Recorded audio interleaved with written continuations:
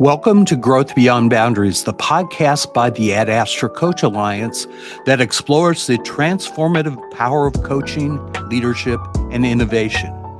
I'm your host, Andy Huckaba, and I'm so excited to have you join us. Here at the Ad Astra Coach Alliance, we believe growth isn't just a goal, it's a journey. Whether you're a leader striving to inspire your team, a professional seeking your next breakthrough, or an organization ready to transform your culture, this podcast is for you. Each segment, we bring you stories, strategies, and insights from our team of seasoned coaches and leaders across industry. Together, we'll discover innovative approaches to fostering a culture built on success, accountability, and collaboration, rooted in both challenging and compassionate coaching practices. So if you're ready to go beyond boundaries and discover what's possible, you're in the right place. Let's get started. As we step into the new year, many of us set resolutions. Specific goals like advancing in our careers, improving relationships, or enhancing our health. And while resolutions focus on what we want to accomplish, values define who we want to be. Today, we'll explore how understanding and embracing your core values can provide the foundation for meaningful and sustainable progress. Today, I'm joined on the Growth Beyond Boundaries podcast by my partners in the Ad Astra Coach Alliance, coaches Phyllis Collins and Teresa Schwab. Teresa and Phyllis, what's on your mind as we delve into the topic of values? How's that for a general question? Well, what's on my mind is that as we were preparing for this conversation, what's on my mind is how complex talking about values is. On the surface, it seems like a pretty simple thing. We've all been taught to go through a values exercise and write down our top values.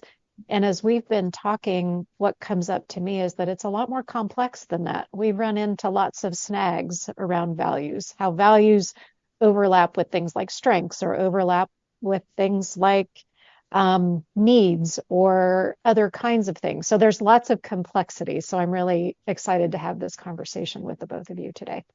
Thank you, Teresa. Phyllis, how about you? In a similar vein, it seems easy. Name your top 5 values, or go through an exercise and get your top 5 values. And then are we aware when we are not acting in those values? And why are we not acting in those values? What caused us to not act in them? I think it's pretty easy for us to see when we are acting in them, but not so easy to see when we are not. Thank you. So I think about a lot of things. You're right, Teresa, that it's very complex, and Phyllis, the personal values piece of this is critical too.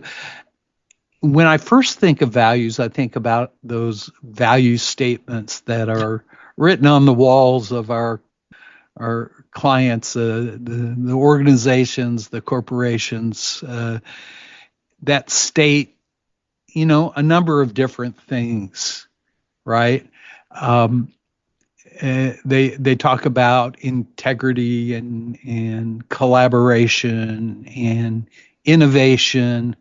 Some of them talk about trust and honesty as stated values. So those sort of stick in my mind initially when I think of the topic of values. And it's interesting that as we've looked at this issue and we've had some of our pre-discussions before this podcast, that the personal value side of this actually becomes even a bigger driver in terms of success and forward movement, not only personally, but organizationally. And so these are some of the things that are on my mind as we work on this topic. You've added in a layer of complexity when you talk about the organizational stance. And I think if we're sort of wrapping this around the idea of how values are important to leadership and why it's so important to be really clear about what your values are, is because a lot of times decision making boils down to values. And when decisions get hard, a lot of times it's because there might be competing values. Mm. And you think about that layer of complexity, the organization has these great words on the wall, but I'm down here as a manager or supervisor making decisions on a daily basis, and I'm seeing things that might be not decisions that are not in accordance with the values, or I'm seeing something that is making it difficult for me to make a decision because there are two values at play. And I don't know which of those values should win out, right? It's easy to put them on the wall, but as they sort of trickle down through an organization and hit people at different levels when they have to make decisions, sometimes those values actually compete. And then it can be really hard to be in that position to make decisions. So it feels like for leaders really being clear about values, one of the reasons why is because decision making is really important. And when decision making is impeded, it oftentimes is because there might be values at play that are competing with one another. We've all been well schooled with the Bob Kagan immunity to change work and the concept of competing values. I'll be sure to put a reference to that in our show notes. But it does talk about when we feel stuck, right? And what are perhaps some of the competing values that are keeping us from making forward progress on things that we really care about. And so the Bob Kagan work probably plays to that. I heard a podcast a few weeks ago. Coaching for Leaders is the podcast. And their guest was a woman named Ann Chow. Ann was a former CEO of AT&T Business. And she wrote a book called Lead Bigger. I'll put that reference in our show notes as well. And what I liked about her message was it simplified some of this talk around values into three different things. One of them is values need to be stated.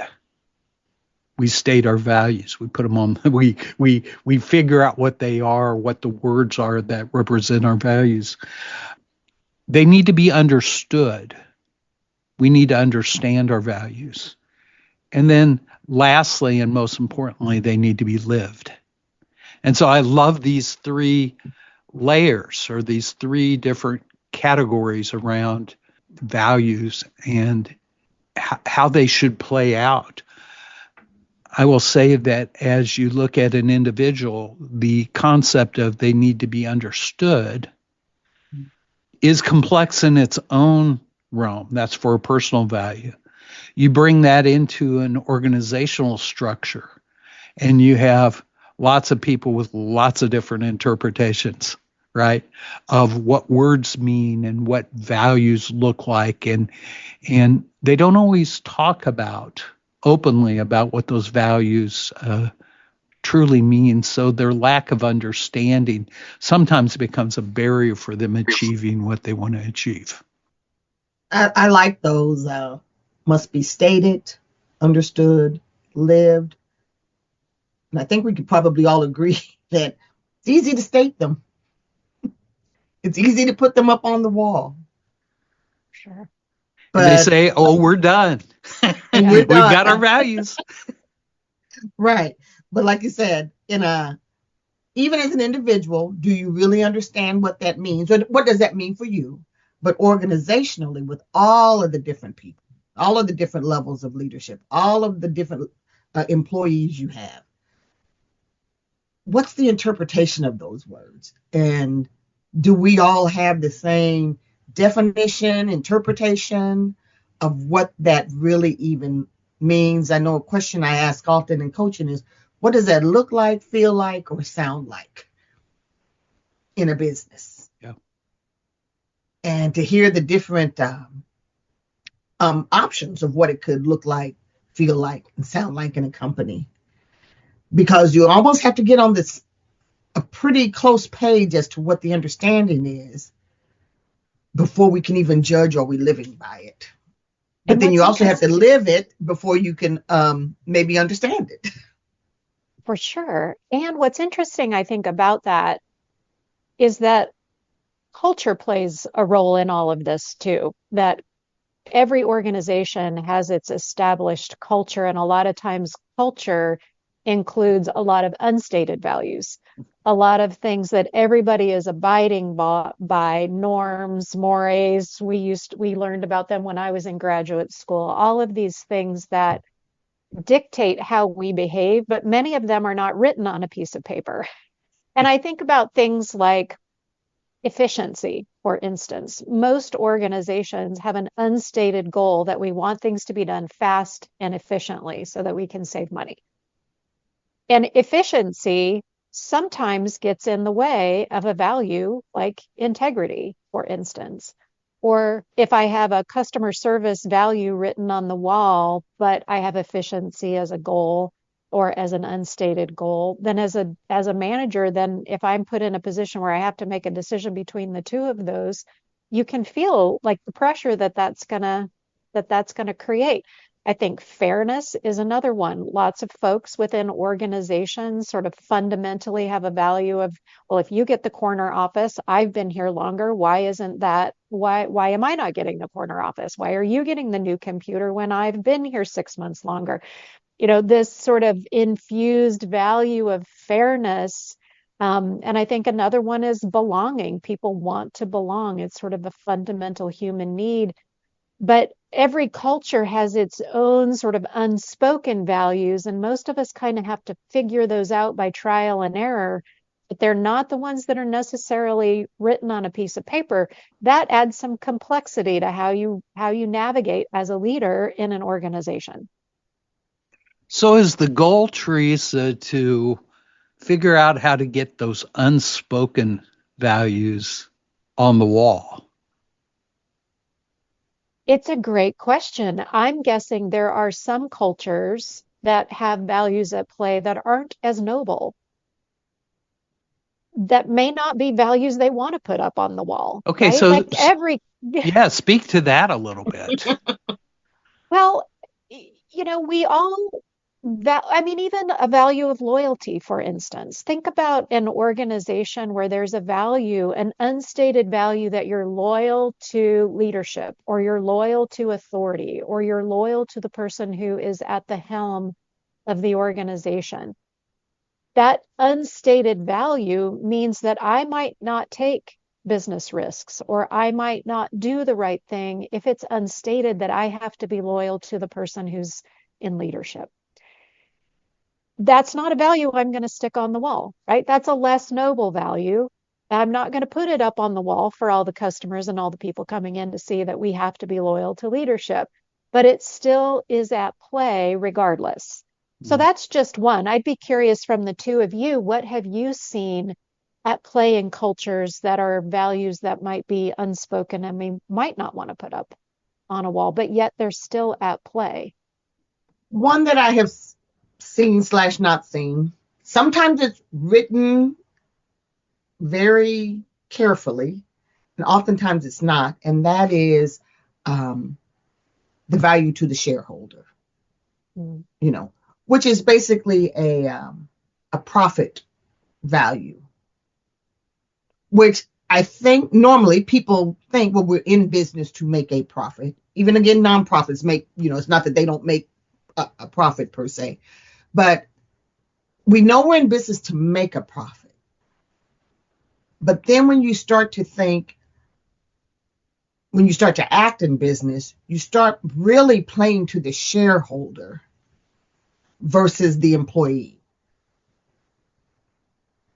Or you play to the shareholder, and that might go against integrity or the integrity of your product.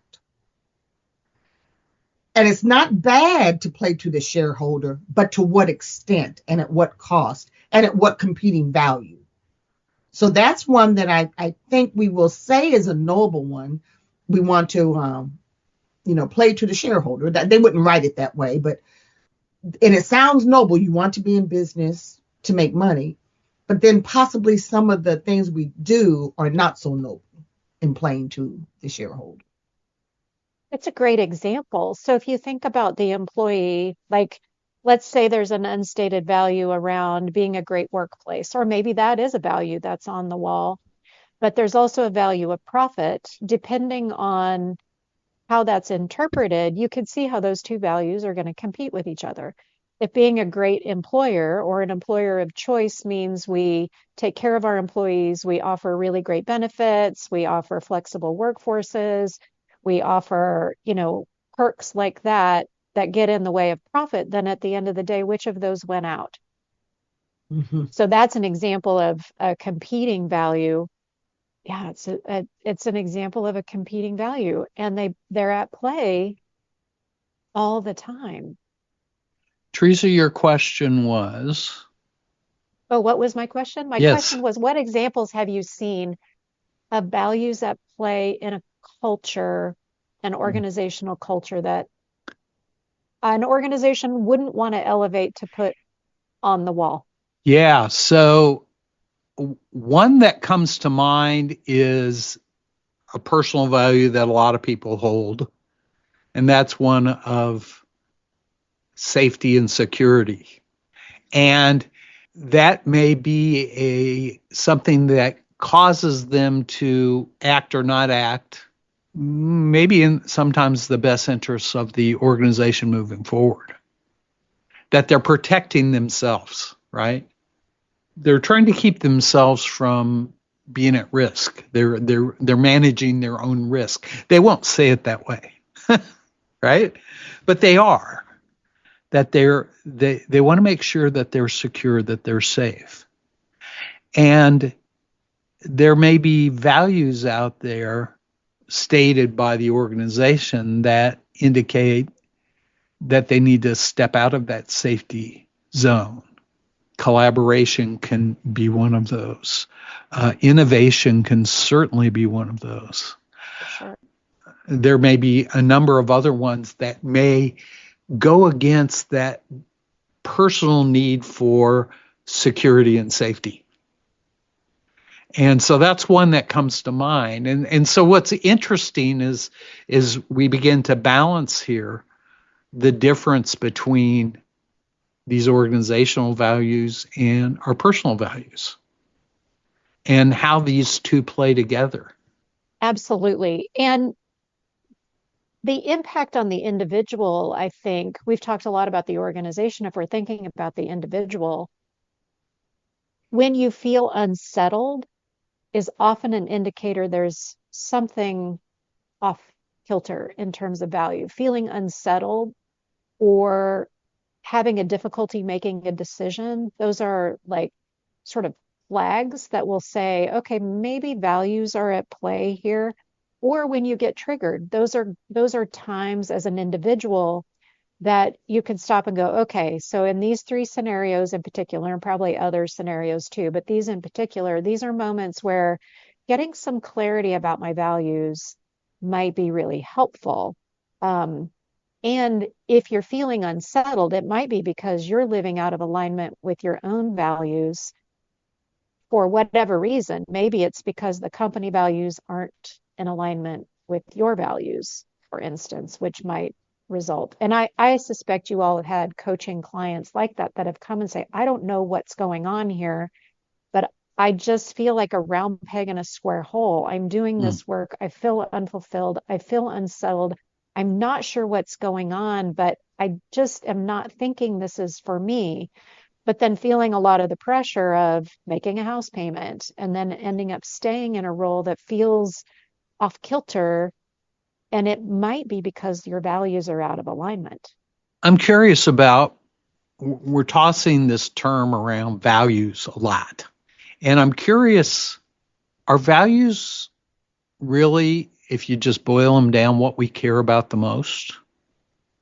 I've always thought about values as the things that are non-negotiable to us. We learn them from our parents, our religious upbringing, our educational experience, our cultural experience.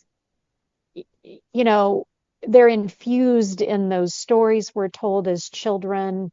I grew up in rural Western Kansas. It's a bootstrap mentality. I learned over and over again. My mother's refrain was, if you want something done right, you do it yourself, right? Like it's very much that sort of, and I carry that value.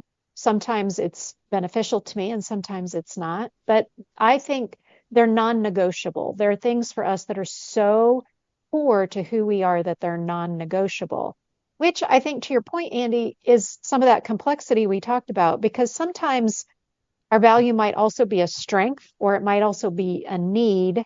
And we can get into what the difference is between all of those. But sometimes I think they can be the same words, they just fulfill a different role in us, if that makes sense. So I'd be curious what you all think about that idea of value, strength, and need and how those overlap or differentiate. I think on that values, I tend to go toward that how, whatever they are how we start to live. So going back to that quote of the values should be stated, understood, and lived. And I think we start to, without thinking about values, I think we start living our lives in a certain way. Going back to what you said, Teresa, our upbringing, our religious upbringings, our experiences. So we just start to live our lives in a certain way.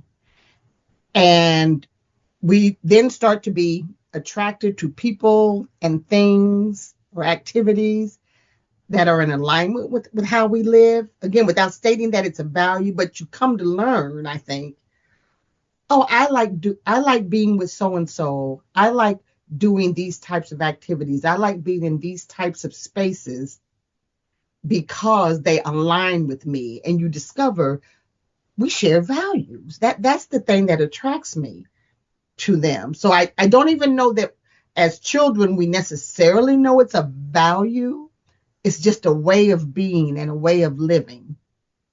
And then as we get older, and we don't have to get real old, I remember in the 4th grade when they changed the seating arrangement in the class, I ended up getting in the row where it was just understood that we, when we grade each other's spelling papers, because we would pass our paper back to be graded, where we would help our row mates out by changing the score to make it look better. And I remember being shocked when that first happened. And I really liked the girl who had come up with this little scheme.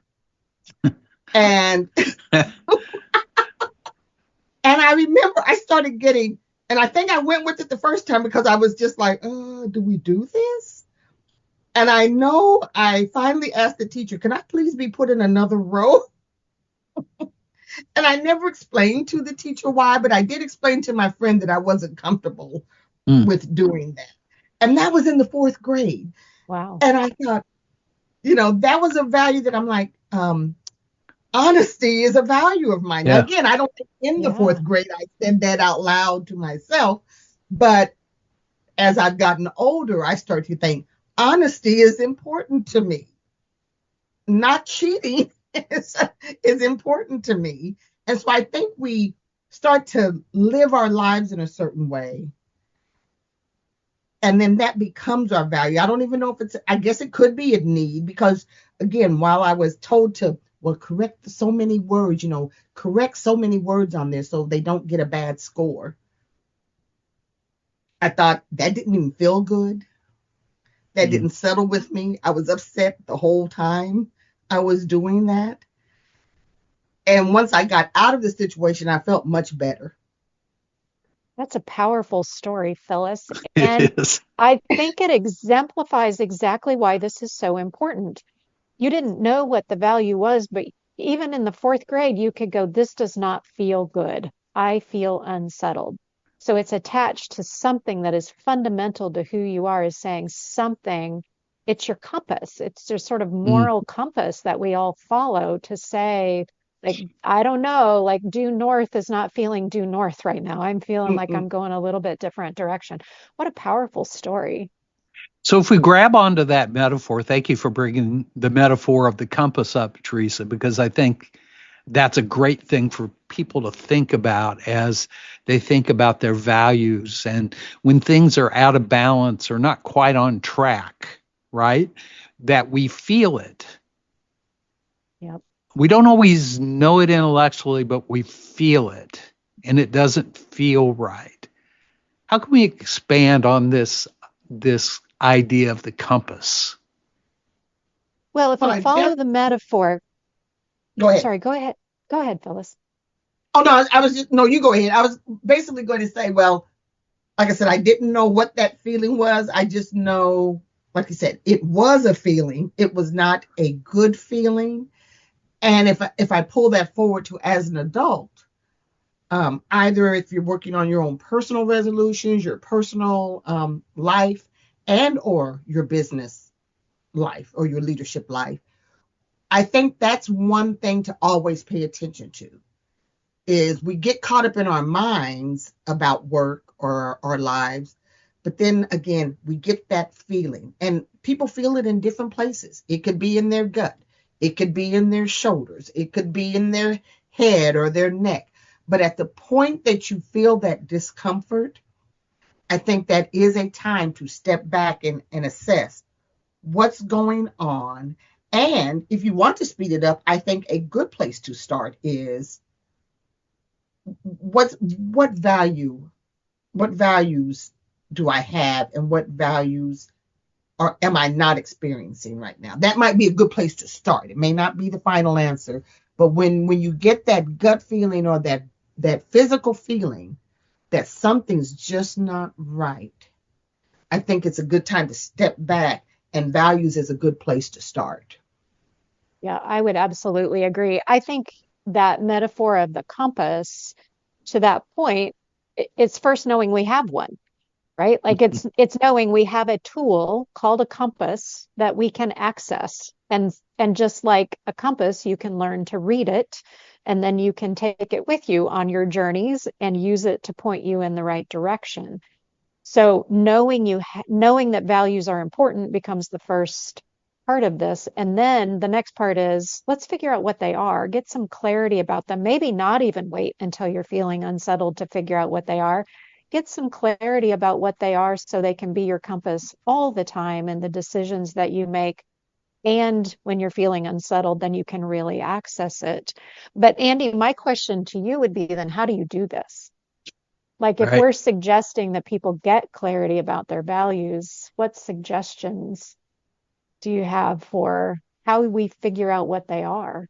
Yeah. Well, I'm going to go back to my question of is it what we care most about, either overtly or not so much, and really that almost doing your own self inventory of what you care most about and being honest with it. I've done lots of facilitation with groups where they've stated, okay, these are the important things, and they have a big laundry list. And I always take them back to, what do you care most about? What's the thing at the end of the day that you're going to care the most about here? Because that's really what's driving you. And so individually, as we start to take a look at this whole question, I think we have to ask ourselves, what do we care most about? What's most important to us? And the values are things that, unlike needs, values don't really change much. They're baked into us, like you said, Phyllis. They're baked into us through our upbringing and the situations that we've been in our lives and the things we've learned and experienced and so forth. A need is something that is more temporary in nature, I think, as we look at this. So how do we Can get come and there? go. How Well, how do we take that first step? And my assessment is we've got to ask that question, what do you care most about? yes. And as you were talking, it makes me think that values often show themselves most when we're in difficult situations. Uh, When we're up against a wall or we're really up against a challenge, that's the period of time where, it's in the hero's journey when the hero is stuck up in the tree, when our values really become clear or clearer, or we can use them as a sort of starting point. So one thing you might do is think about, like, just set a little bit of time for reflection aside and think about what are three of the most challenging moments that I've had in my life, and how did I get myself out of the situation? What were the decisions that I made? How did I get out of it? And what did I care about in those moments? What did I draw on? What guided me? With a little bit of retrospection on some of those really challenging moments, we might be able to discover a little bit more about what we value. I'll give you just a quick story. My husband and I were frustrated one time after a situation with one of our children. We have three boys, and one of them was in a situation where he was in a contest, we'll just say generally, and he didn't win the contest. Let's just say that. And afterwards, we were both really, really frustrated. And we spent days, like, we were like, my husband and I were going back and forth and like, why are we so frustrated about this? And finally, we had to get out of the house and get out of our children's earshot and just like parse this thing apart and figure out what about it was really, really stuck for us. And as we discovered, it wasn't that he didn't win or that he didn't win the contest. That was not the part that was really distressing for us. The part that was distressing was the process that they went through to get to the result was not fair. And we both went, fairness. Fairness is a deeply held value of mine. And as we discovered for my husband, it's a deeply held value as well. And the two of us were completely frustrated because the process wasn't fair to get to the result. The result, if it had been done fairly, then we could have trusted it and it wouldn't have been that big a deal. Like, people win and lose all the time, and your children aren't always going to win. And that was not the big deal. But what we discovered for both of us, it was the lack of fairness in the process we were stuck. But when we named it and went, oh, there's nothing we can do about it now. Now we know that fairness is important to us, and we know there's nothing we can do. Now we can let go of it, right? Like, we can make a choice about what we do about it.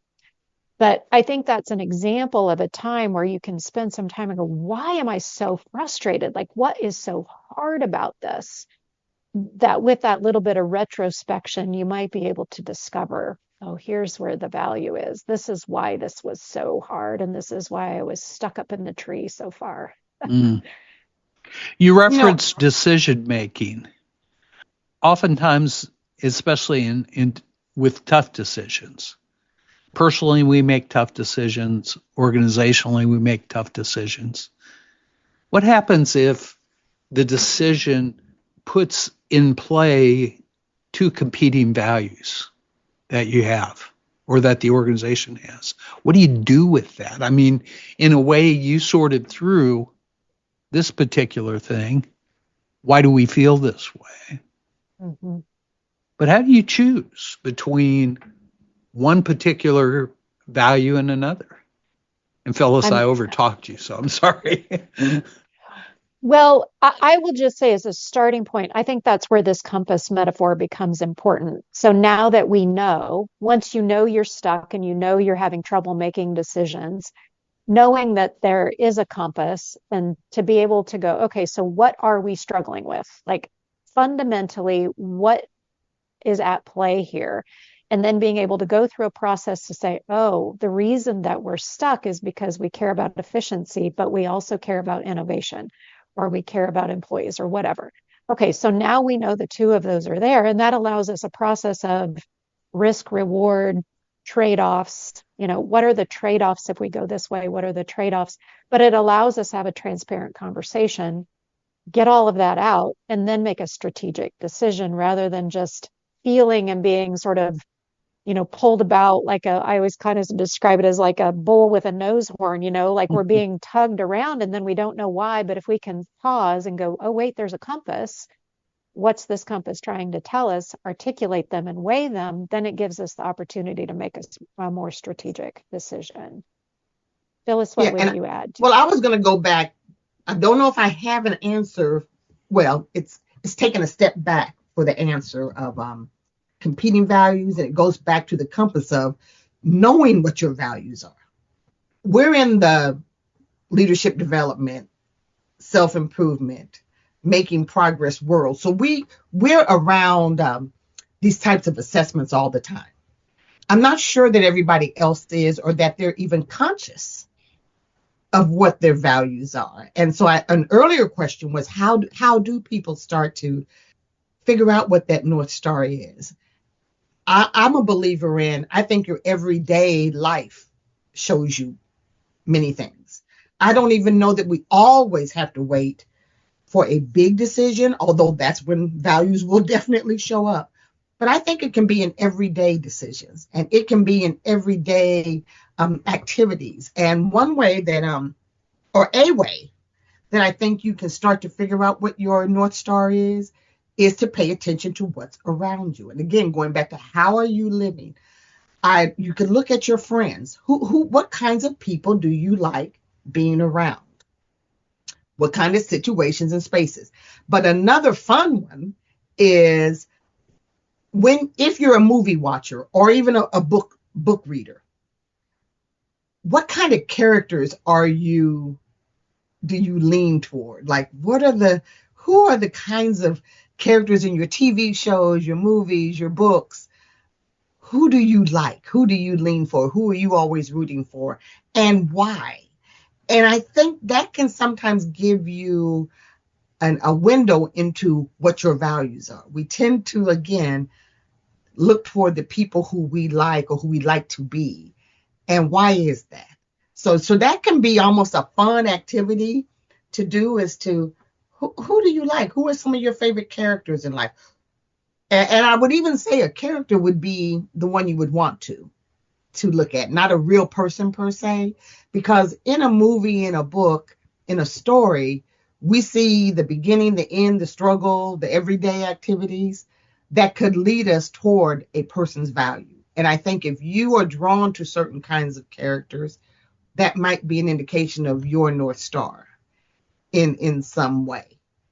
And again, I'll tell this is kind of funny, as a grown woman, one of my favorite characters is out of the whole Harry Potter book series. Now, I prefer the movies, but it was Neville Longbottom in the first movie, where I just like how he stood up to his friends, and that becomes a big issue in the movie of he had the courage. There's courage, different kinds of courage, and I'm kind of paraphrasing Dumbledore, but there are different all types of courage. And one is courage to stand up to your enemies, or the courage to stand up to something that you know is wrong.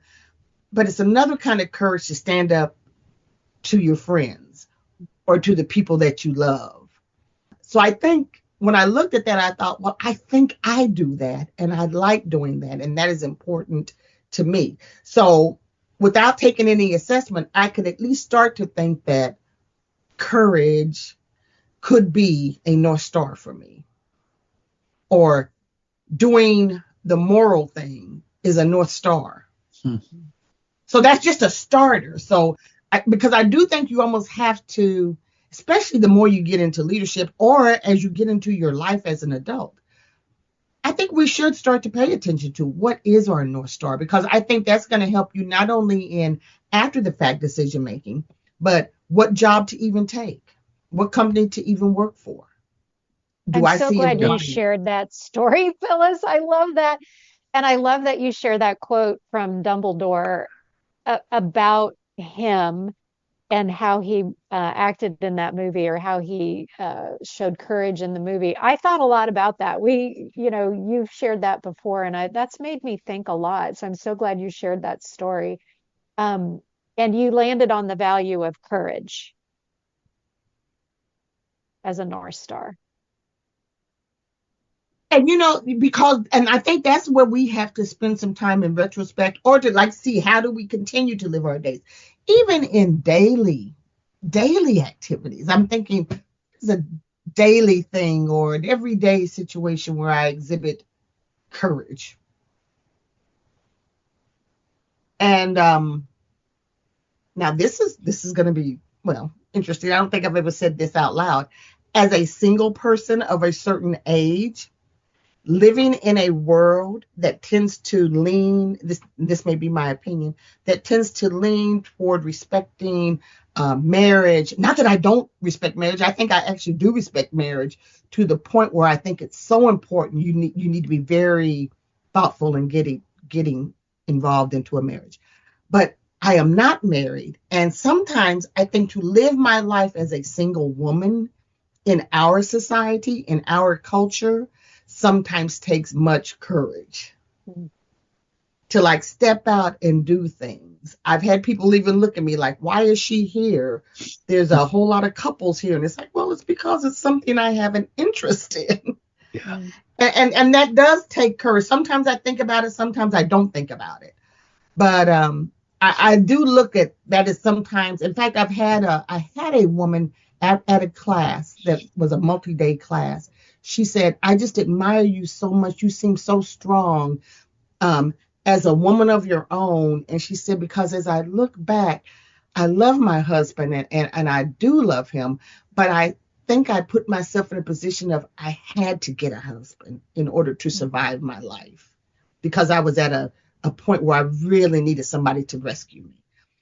And she said, and I look at you and you described some situations and you never thought of rescuing. And that was the first person who ever said something, because it took me off guard. But I think our values are also things that we do every day, and we don't always think about it. Yeah, that's And good. I love think, that. again, look at our everyday lives, our everyday decisions, and as you said, Teresa, the big decisions where When you're there's in a a pickle. struggle. Yeah, where there's a Yeah. struggle. And now in this struggle, is my North Star going to be my North Star? Mm-hmm. Right. And if you choose something else, then perhaps Yeah, you weren't clear on what your North Star really is, right. which is So it does have to be interesting. tested. I think your Yeah. values do have to be tested. Right. So as we begin to move toward the end of this discussion, what are the 2 or 3 things that you want our listeners to consider, think about, understand about this whole topic around values?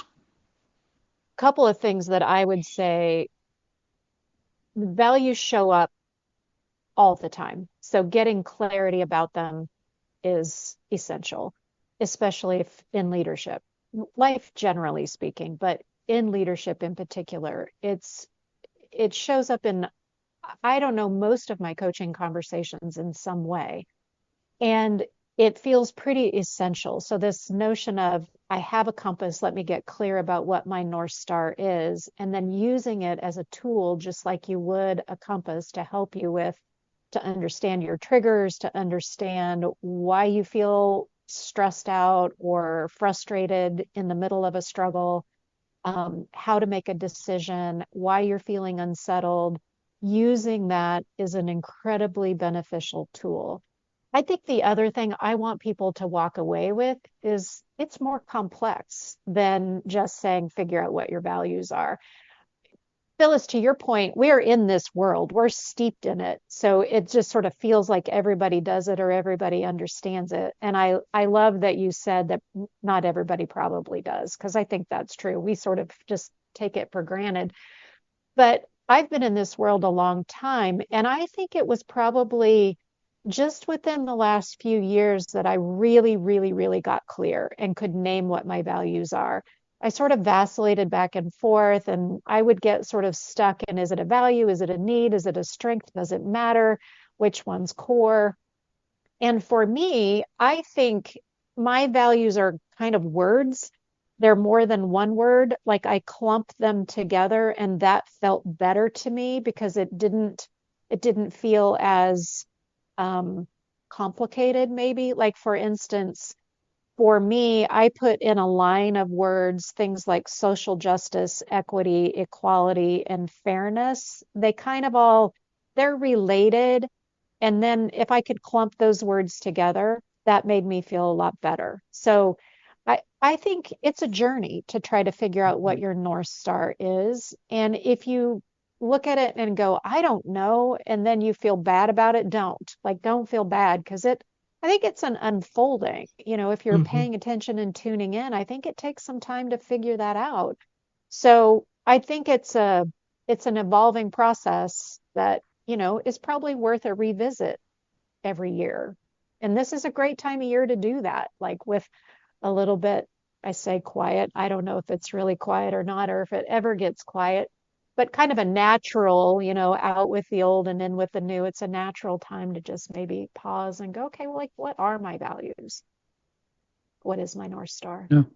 Phyllis, you have words of I'm gonna wisdom go. for our audience here? I'm gonna go back to that very first the quote from Ann Chow about that your values need to be stated, understood, and lived, whether you're acting as an individual or an organization. And I guess based upon our conversation, we might need a pre-step before you state them is to discover what they are. Yeah. And spend some time there just discovering. And like you said, it's a journey. So what do you think they are? And then that can be a good exercise for the year to see, are these my values? Yeah. Ditto on the Ann Chow, three things: the stated, understood, and lived. And we didn't even talk a lot about the lived, but we talked a little bit about it here. And it's interesting how the three kind of intermesh with each other. But I like the simplicity of those pieces. And as we go down through the journey of understanding our values, our North Star, that those become a nice reflection points for us. I love the metaphor of the compass. I think it is fantastic. I think it's something that, as we consider our values moving forward, that we recognize we do have a compass there, that our values are a compass. And then when things feel a little off track, that we need to listen to that. We need to pay attention or we'll get off course.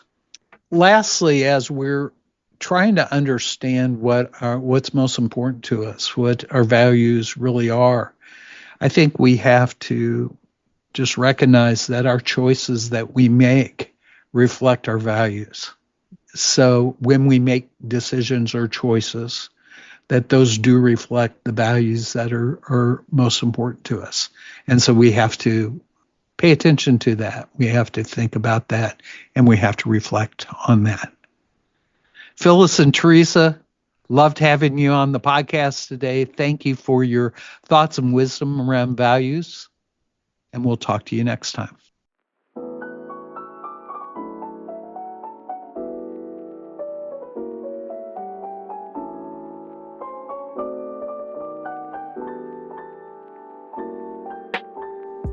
Thank you for joining us on Growth Beyond Boundaries. We hope today's episode gave you the inspiration and tools to push past limits and achieve meaningful growth. If you enjoyed this episode, we'd love for you to subscribe, leave a review, and share it with your network. Your support helps us reach more people on their growth journeys. Remember, growth starts with one step, one conversation, and one decision to go beyond boundaries. Until next time, keep challenging the limits and discovering your potential. See you soon.